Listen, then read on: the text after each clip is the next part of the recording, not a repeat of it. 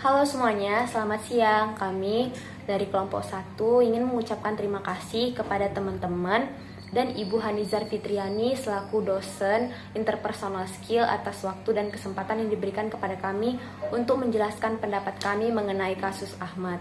Sebelum itu, kami akan memperkenalkan diri. Nama saya Yovina Talina dan rekan-rekan saya Aldian Siahaan, Ebi Setiayuda, Anggun Pradita, dan Syesha Pradita. Nah, menurut saya, agar si Ahmad bisa bekerja dengan baik, bekerja dengan nyaman dengan orang-orang di sekitarnya dan lingkungan di sekitarnya adalah menciptakan lingkungan pekerjaan yang baik melalui dirinya sendiri.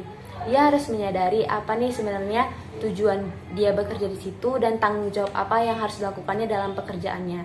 Sehingga ia lebih mengetahui arah tujuan dia bekerja dan lebih produktif serta lebih bahagia, sehingga ia juga bisa menyebarkan aura-aura positif dengan lingkungan kerjanya. Dan kita juga tahu bahwa di dalam dunia pekerjaan karakter orang akan berbeda-beda, sifat dan pemikirannya juga pasti berbeda-beda. Apalagi dia sebagai supervisor, dia harus mempunyai skill di mana dia harus bisa menjadi pengambil keputusan yang baik, mendengarkan saran dan ide-ide yang baik juga dari teman-temannya, dengan menggunakan bahasa dan komunikasi yang baik sehingga teman-temannya juga tidak akan tersinggung mengenai apa yang dia sampaikan dan mendiskusikan kembali sehingga tujuan perusahaan akan tercapai. Terima kasih. Saya Aldian Trisuganda Siahaan. Saya melihat dalam kasus ini yang menjadi latar belakang terjadinya permasalahan tersebut ialah kurangnya kemampuan interpersonal yang dimiliki setiap anggota dalam lingkungan pekerjaan tersebut, sehingga mengakibatkan tidak terlihatnya titik fokus permasalahan yang sedang terjadi.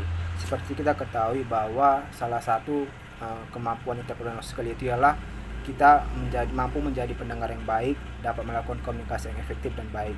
Nah, jadi solusi yang dapat saya berikan dalam kasus ini adalah jika terjadi perbedaan pendapat, maka kita harus mampu melakukan komunikasi yang baik dan efektif. Nah, jika komunikasi yang baik dan efektif kita lakukan di lingkungan kerja kita, maka itu otomatis akan menciptakan lingkungan kerja yang harmonis. Nah, jika lingkungan kerja sudah harmonis, maka karyawan akan mampu bekerja secara nyaman dan efektif. Nah, dengan begitu karyawan akan menjadi produktif. Nah, jika karyawan sudah produktif, maka mampu memberikan keuntungan bagi perusahaan. Mungkin hanya itu yang bisa saya sampaikan. Terima kasih. Nama saya Ebi Setiayuda dari kelompok 1. Jadi menurut saya kasus yang sedang terjadi ini merupakan suatu situasi yang sangat wajar dan lumrah di lingkungan kerja ataupun suatu perusahaan. Nah, jadi balik lagi, untuk mengatasi situasi tersebut dibutuhkan kemampuan interpersonal yang baik. Jadi menurut saya Ahmad ini harus dapat menjadi penengah di antara rekan-rekan kerjanya yang lain. Kemampuan mendengar, memberi umpan balik, membujuk, serta kemampuan menyelesaikan konflik merupakan kunci utama untuk menghadapi situasi ini.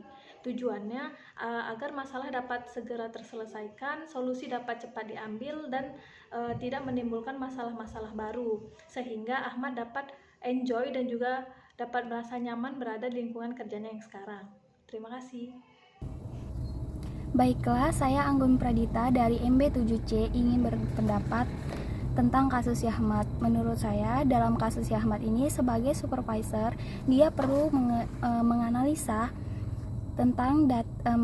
data kinerja dari timnya, dan untuk meningkatkan keefektivitasan dan keefisiensian kerja daripada timnya, dia perlu membuat susunan prioritas tim dan memerlukan komunikasi terbuka serta mengadakan pertemuan rutin, mengambil atau membiarkan mereka berpartisipasi, berpendapat dalam tim, serta memperhatikan kinerja daripada timnya.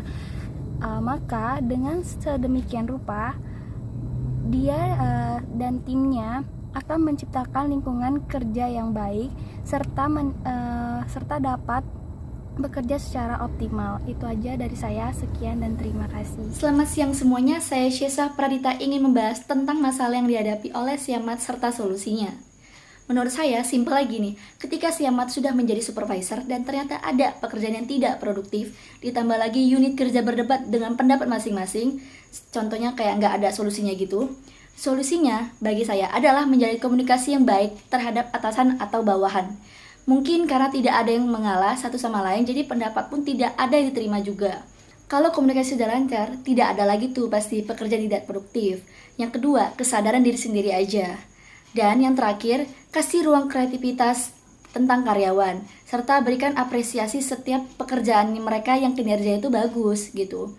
Jadi pasti akan membuat si Ahmad lebih betah dan nyaman di lingkungan kerjanya. Sekian dari saya, terima kasih. Itu saja yang bisa saya dan teman-teman saya sampaikan.